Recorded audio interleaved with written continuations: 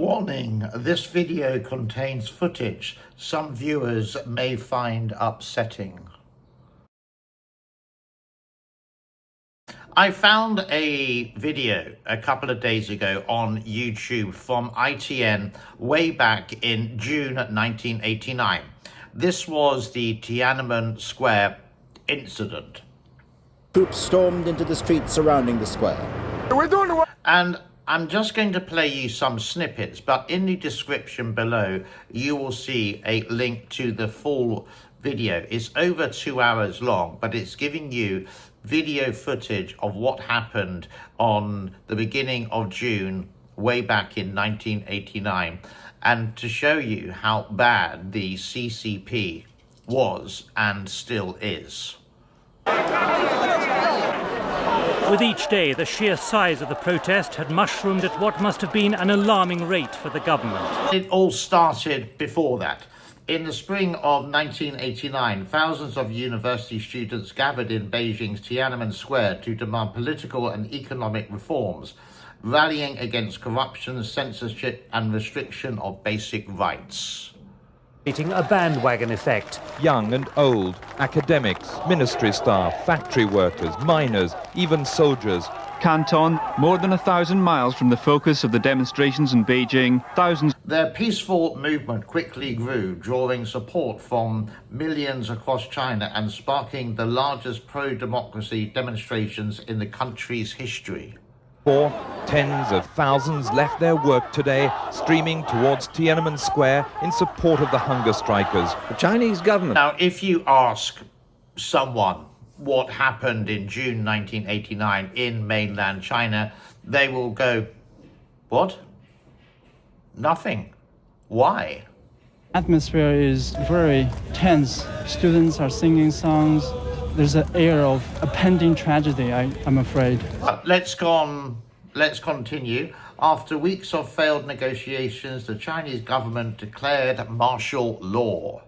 After less than an hour, the talks broke down. The students wanted the country's leaders to address them outside in Tiananmen Square.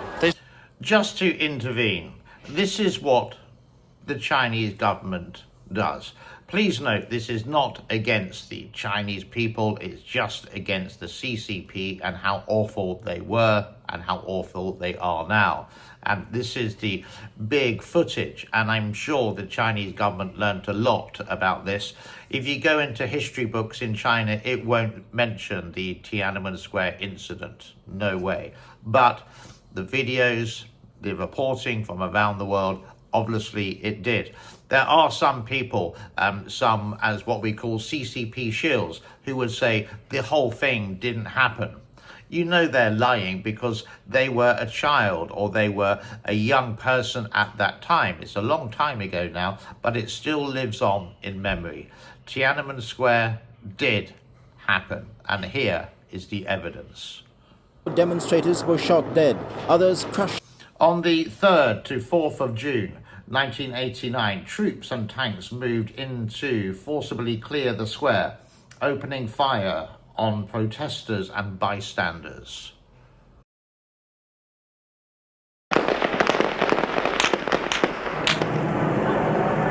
Now, I know some pro-CCP lovers will support the government over this like they support the government of what happened in Hong Kong, saying it's okay, these are just the people, don't worry about the people of the People's Republic of China.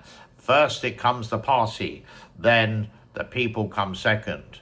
But it's called the People's Party of China. People come first before party. It's not party people of China.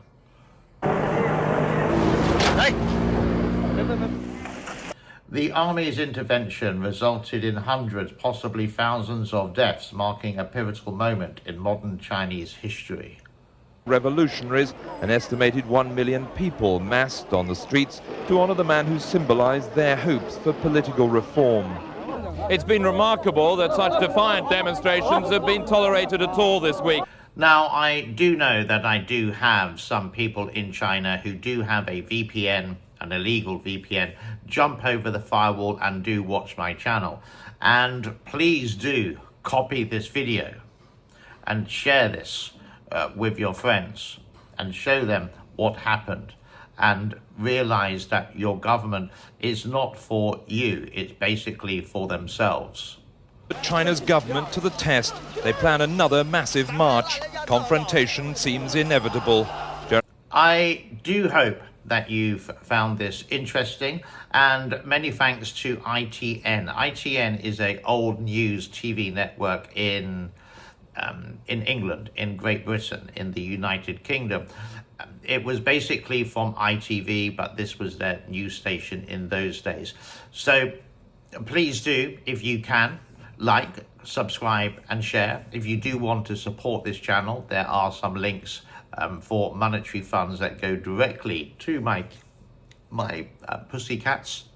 I have 3 cats now, by the way.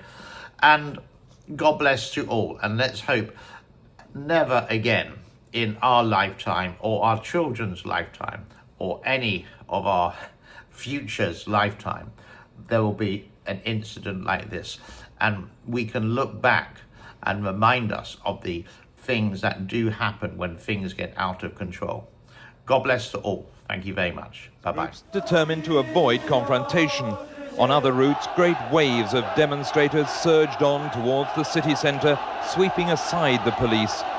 There seemed no animosity, no sign of violence from either side. All along the way, the of ordinary citizens swelled the student ranks, filling the streets in a massive show of solidarity. Police moved in to seal off Tiananmen Square. Facing them, a demonstration stretching as far as the eye could see. The police put up some resistance. The impression of a will to resist, while a new policy to accommodate student demands is being worked out behind the scenes. The people as a backdrop, government negotiator Yan Minfu appeared in Tiananmen Square.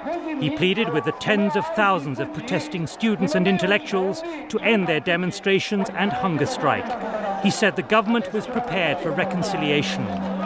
Young soldiers, most no older than the students and workers who now tried to block their path. In the symbolic heart of China itself, military helicopters buzzed low over the hunger strikers' camp, swooping past the Great Hall of the People. With the square still occupied by the People Power movement, it was the only way the armed forces could assess what was going on.